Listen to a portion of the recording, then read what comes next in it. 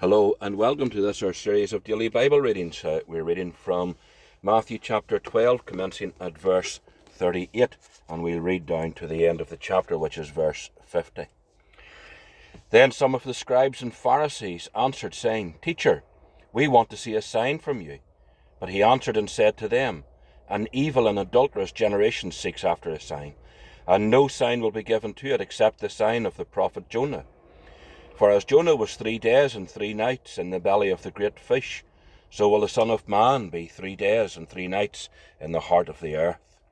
The men of Nineveh will rise up in the judgment, and this generation, and condemn it, because they repented at the preaching of Jonah. And indeed a greater than Jonah is here. The queen of the south will rise up in the judgment, and this generation, and condemn it. For she came from the ends of the earth to hear the wisdom of Solomon, and indeed a greater than Solomon is here. When an unclean spirit goes out of a man, he goes through dry places, seeking rest and finds none. Then he says, I will return to my house from which I came. And when he comes, he finds it empty, swept and put in order. Then he goes and takes with him 7 other spirits, more wicked than himself, and they enter and dwell there. And the last state of that man is worse than the first. So shall it be also with this wicked generation.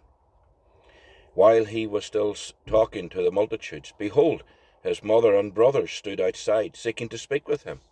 Then one said to him, Look, your mother and your brothers are standing outside, seeking to speak with you.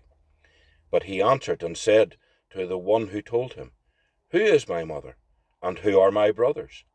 And he stretched out his hand towards his disciples and said, Here are my mother and my brothers.